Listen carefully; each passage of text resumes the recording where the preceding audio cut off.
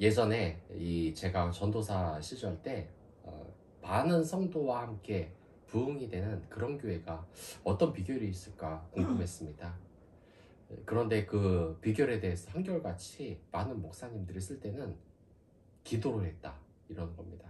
그러면 그거는 말고 다른 무슨 좋은 수가 있지 않냐 라고 해봤지만 아무리 찾아봐도 별다를 건 없었고 기도밖에 없었습니다. 사실 부흥하는 교회의 프로그램이나 이런 건 다른 교회에도 이미 다 소개가 됐고 대부분 다 해본 것들입니다. 그런 프로그램으로 성공한 곳이 아니라 주님께 의지해야 성공할 수 있다는 것을 이제는 깨달았습니다. 제 자신이 세상적인 방법으로 교회를 분군시킨다는 게 얼마나 어리석은 것이었는지를 깨닫게 됐습니다. 참 이상합니다. 이 영적인 것에 대해서 제 말이 이상하다고 말을 하는 모든 사람들도 헛것을 믿지 않는다고 하지만 그들도 알고 보면 다 이런 영적인 것에 신경을 쓰고 있습니다.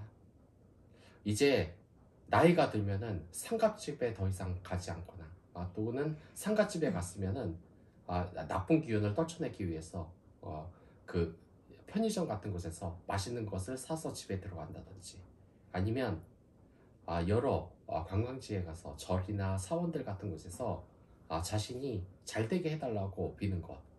그리고 얼마 전에 그 바다에서 몸집시 한 길이가 5m 되는 갈치가 발견이 되는데 그 갈치 보고 우리 가족 부자 되게 해주세요, 건강하게 해주세요 하는 걸 보면 분명히 우리는 영적인 존재고 그것에 의지할 수밖에 없는 존재라는 것을 은연중인 그런 행동에서 나온다는 것을 우리가 알고 있습니다. 이 모세도 그렇습니다. 이 모세는 이스라엘 백성들을 이끌었습니다. 많은 백성을 이끌었던 그는 의심할 바 없이 정말 큰 군중을 이루었고 많은 업적을 쌓았습니다. 그러나 그는 선교 한 달에 자기가 분명히 이야기를 합니다. 이것을 나 혼자 감당한 것이 아니라 여호와 하나님께서 우리를 지켜주시기 때문이었다고 이야기를 하는 겁니다. 모세는 이제 죽을 때가 된 것을 알았습니다. 그리고 자신을 이제 떠나보낼 이스라엘 백성들이 이 새로운 한 해에 어떻게 시작해야 될지도 이야기를 한 것입니다. 모압의 땅에 있는 광야였는데 이곳에서 그들은 싸울 준비를 하고 있었습니다. 이제 약속의 땅에 들어가지 직전이었다는 겁니다. 여러분, 이럴 때 어떻게 해야 되겠습니까? 군사적인 문제나 전쟁 기술에 관한 전략 정보들을 강론을 하지 않았습니다. 그는 하나님에 대해서 그 의무에 관해서 말을 했을 뿐입니다. 하나님께 두려움과 은혜를 간직하고 있다면 하나님께서는 그 땅을 정복하는 것은 아주 무난히 될 것이라고 이야기를 하고 그들의 신앙이 그들의 최선의 정책이 될 것이라는 것을 말했다는 것입니다. 맞습니다. 지금 이스라엘 백성이 모인 하나의 이 이스라엘 공동체는 지금 다른 나라와 다른 점이 있는데 그건 제사장 나라라는 것입니다. 보통 일반적인 나라의 가장 중요한 것은 경제입니다. 경제가 어떻게 되느냐 마느냐에 따라 국가 정책이 바뀌고 대통령이 바뀌는데 제사장의 나라는 오로지 하나님의 뜻으로 가는 것입니다. 여기에서 거의 이들은 애굽에서 나온 이후 40년이 다 될 시점이었습니다. 40년 동안 광야에서 이 모세는 이들을 이끌면서 이들이 이제 새로운 곳, 광야가 아닌 새로운 땅으로 들어가야 되는데 얼마나 또 두려움이 크겠습니까? 처음에는 죽기보다 싫은 이 광야 생활을 했겠지만 40년이 되면서 오히려 이 분위기에 익숙해져 있으며 우리 또한 그러한 분위기 속에서 내가 정말 약속의 땅에 들어갈 수 있을까라는 많은 생각이 들었을 텐데 그곳에서 이 모세는 하나님께서는 확실히 우리를 약속의 땅으로 보내실 것이다. 너희들이 하나님을 의지하라. 나는 비록 이 공동체를 떠나지만 하나님을 의지하면 새로운 한 해 너희들의 이 계획이 이루어질 수 있겠다고 이야기를 하는 것입니다. 전체적으로 보면 하나님께서 이 이스라엘 백성을 위해서 하시는 말씀을 이 모세에게 하시는 말씀을 이 모세는 전부 다 구했습니다. 그가 지금 전한 것은 내용상으로 앞서 받은 것과 같은 것이었을 뿐만 아니라 다시 반복하라고 하나님이 명령하신 내용을 또 반복한 것입니다.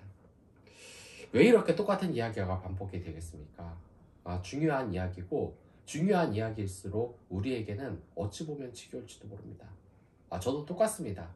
어머니가 똑같은 말을 자꾸 하시면, 또 어르신들이 똑같은 말을 자주 하시면 짜증을 내면서 이제 그만하라고 하지만, 사실 그 말 하나하나에 큰 사랑이 얼마나 담겨져 있습니까? 다행히도 저는 이 부모님이 돌아가시진 않았는데, 만약에 부모님이 돌아가신 분들이라면 아마 그러한 말 한마디가 더 듣고 싶지 않을까라는 생각이 듭니다. 예전에 그 계좌이체가 그렇게 잘 되지도 않고, 또한 전자, 인터넷 뱅킹, 요즘 스마트폰으로 워낙에 간단하게 되지만, 그러지 않았을 때는 제가 이 경희대학교에 등록금 내려갈 때도 봉투에 써서 가라, 봉투에 몇 번이라도 묶어서 그리고 그 자물쇠를 잠궈서 가라고 하는데, 아버지의 그 말이 저는 얼마나 짜증스러웠는지, 알아서 내가 하겠다, 요즘 소매치기 없다 그러면서 갔는데, 사실 그러한 말 하나하나도 저를 위한 말 아니었겠습니까? 하나님이 주신 우리에게 주시는 말씀은 사랑의 말이라는 겁니다. 사랑하는 연인들이 하는 말이 뭡니까? 맨날 똑같은 말 아닙니까? 뭐 자기야 사랑해, 자기야 사랑해. 근데 실증 난다고 그만둔다고 하는 사람이 있겠습니까? 그렇지 않은 것은 그 안에 사랑이 있기 때문입니다. 특히 이 남자들은 여자들한테 제일 힘든 게 그겁니다. 뭐 자기야 아직도 나 사랑해, 자꾸 이런 말을 10년째 20년째 자꾸 물어본다는데 너무나 좀 짜증이 난다 그러는데, 그럴 필요는 없을 것 같습니다. 이게 어떻게 짜증입니까? 나를 사랑하는 사람이 자꾸 자기에게 물어보는 건데 거기에서 같이 대답해주면 되는 것 아니겠습니까? 근데 그것이 싫다고 말 한마디도 그렇게 하기 힘들다 그러면 우리 마음이 정말 얼마나 간박해져 있다는 것입니까? 이 하나님께서는 이들에게 행진에 가라고 드디어 명령을 하십니다. 이 산에 거한 지 오래다. 아마 이 산에 지금 1년간 모압 근처의 산에 있었던 것 같은데, 이제 드디어 약속의 땅에 가야 되는 그 순간이 왔습니다. 가나안 족속의 땅에 가야 하는데 얼마나 두렵겠습니까? 새로운 일이 시작되면 정말 그렇습니다. 예전에 제가 전도사를 했을 때도, 새로운 교회에 다시 전입을 갔을 때도, 새로운 직장을 갔을 때도 얼마나 떨리는지 모릅니다. 여러분들 다들 그런 시절이 있지 않습니까? 네, 그럼에도 그곳에서 하나님을 의지하면, 아직까지 뭘 해야 될지 모르는 그곳에도 주님께서는 우리가 주님께 의지하고 기도하면 그 길을 열어주리라고 지금 이야기를 하고 있습니다. 제가 2024라는 영화를 봤을 때, 요즘 2024년 이미 지나지 않았습니까? 그때 이 재난연화가 있었는데 2024년 지구가 멸망한다는 영화였습니다. 거기에서 이제 천재지변이 일어나서 뉴욕이, 워싱턴이 잠길 위험에 있는데, 미국 대통령이 피난을 가지 않고 기도를 하는 모습에, 대통령님 이럴 때가 아닙니다 라고 이 보좌관이 말리자 대통령이 그러지 않았습니까? 이럴 때가 아닐수록, 급할수록, 시간이 없을수록 더 기도할 때라고 이렇게 이야기를 하지 않았습니까? 예전에는 저도 몰랐습니다. 기도보다 사람이 사는 게 먼저지, 다른 게 먼저지라고 했는데, 요즘 그 이야기가 왜 제 귀에 이렇게 박혔는지 모르겠습니다. 기도를 하지 않았을 때 마음만 급하고 이루어지는 것은 아무도 없고 짜증과 분노가 치솟았는데, 이 주님을 믿고 나서 왜 이렇게 그래도 마음의 기쁨이 있는지 모르겠습니다. 예전엔 원수처럼 생각하던 사람들, 사실 저도 이 직장에 갈등이 없겠습니까?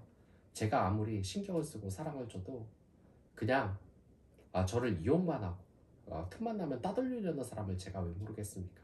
옛날 같으면 그냥 욕하고 두 번 다시 가까이 가지 않겠지만, 요즘은 그래도 자꾸 시도를 하고 그래도 자꾸 행동 거지가 고쳐지지 않기에 다만 멀리에서 가까이 가지도 않고 사랑하는 마음으로 기도를 할 수 있다는 것, 이것도 하나님의 은혜가 아니겠습니까? 내 주변의 사람들 어떻게 해야 될까? 그것도 주님께 의뢰하십시오. 친한 사람만 하고만 지나면 여러분들이나 세상 사람들이나 다를 게 뭐가 있겠습니까? 사실 저는 어떤 직장에 갔을 때 굉장히 힘들었습니다.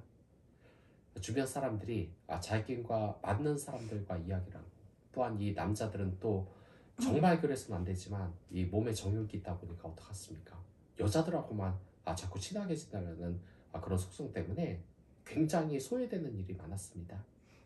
하지만 그렇다고 제가 그들을 원망하면 뭐가 달라지겠습니까? 저도 어느 정도 직장에서 자리를 잡은 이후에 똑같이 내가 좋아하는 사람하고 말하고 예쁜 여자들하고만 이야기를 한다면 제가 그들과 달라질 게 뭐가 있겠습니까? 오히려 소외되고 그런 사람과 사귀려고 하는 게 하나님이 아니었습니까? 예수님 또한 소외받는 세리와 창녀, 또한 그 보지 못하는 맹인들과 가까이 있지 않았습니까? 이번 한 년도 여러분들이 꿈이 제대로 이루어지지 않는다면 그건 예수님과 가까이 있지 않기 때문입니다. 예수님과 가까이 대화를 하지 않고 예수님과 가까이 있으려고 하지 않기 때문입니다. 매번 교회는 다니면서 내가 이쁜 여자하고만 말하려고 그러고 돈 되는 곳에만 기우고 다니고, 그런 곳 예수님이 어디 간 적이 있습니까? 예수님은 어디까지나 정말 사회적 약자들을 보살피기 위해서, 소외된 자들을 보살피기 위해서 이야기하지 않았습니까? 옛날에 이 다빈치 계획이라는 영화가 나온 적이 있었습니다. 거기에서 이건 말도 안 되는 얘기지만 무슨 얘기냐면 예수님과 이 마리아가 결혼을 해서 애를 가졌다, 뭐 이런 이야기가 있지 않습니까? 사실 근데 이런 이야기가 나온 것 자체가 성경을 읽어보면 여러분들 느껴지지 않습니까? 이 마리아라는 이 여인은 예수님을 정말 흠모했습니다.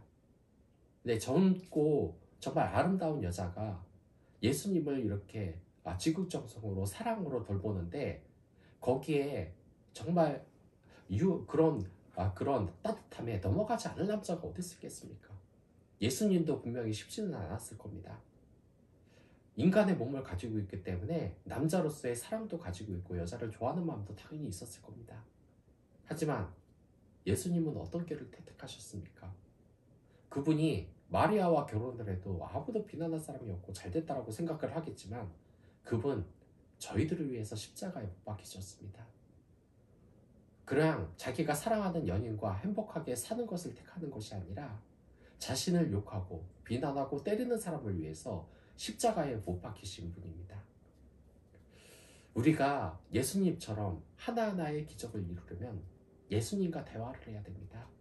예수님이 늘 어울려 다니는 사람과 어울려야 된다는 것입니다.